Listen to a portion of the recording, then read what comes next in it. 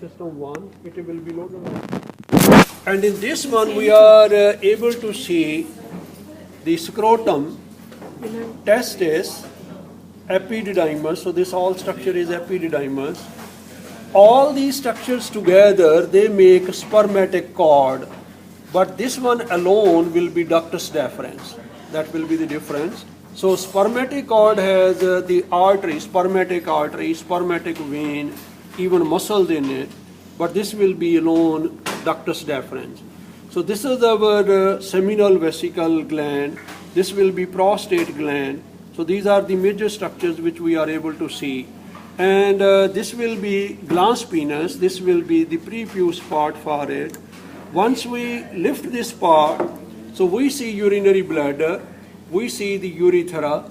So this urethra has 3 divisions. So this is prostate gland.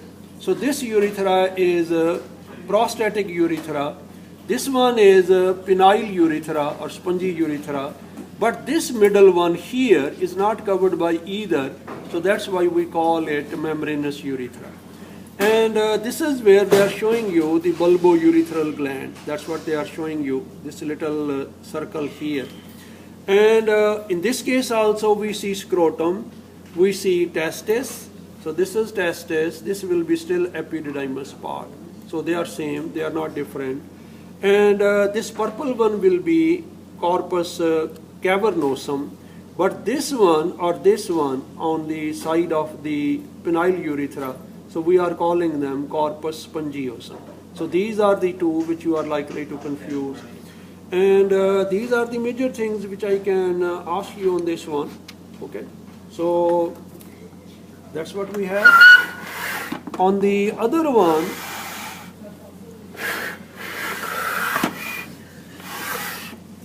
so in this case, the first thing I usually ask the students is to look at the model like this.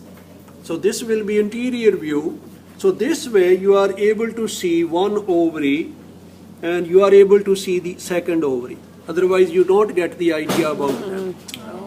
Okay, otherwise if I lift this one, you don't get the idea where the other ovary is. So you need to look it like this. So one ovary, fimbriae, and uterine tube and uterus. So the other ovary, fimbriae, and the uterine tube, and they are coming to the same uterus. So that's what you have to look for. And this tells you this will be rectum, and this tells you this is urinary bladder, and this is where we are able to see the external genitalia. And once I lift this one, so then we are able to see the uterus. So this will be the body of the uterus. But in that, we are interested in this inner tissue, endometrium. And in this outer tissue, you can see that it has muscles in it. So that's why that one is myometrium. So myometrium and this red part and this inner part, they are endometrium. This will be the lumen. So this is what they call cervical canal, but I'm not asking you that.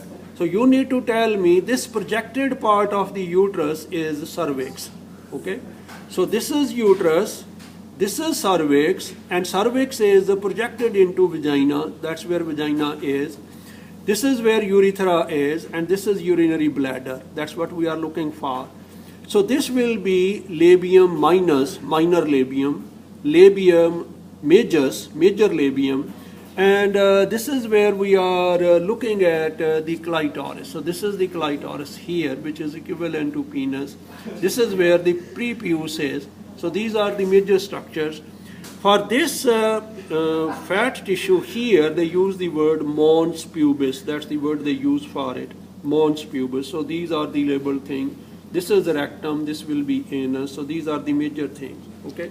So what is this one? That's the part of the coxal bone. So these white structures, they are part of the coxal bone. They are not anything belonging to reproductive system. So this is why I said, so this is where the genital opening is. This is where the urethra is. So if we wipe from back front, so bacteria from this area, they can easily enter urethra and cause females urinary infection. That's what this one is related. Okay.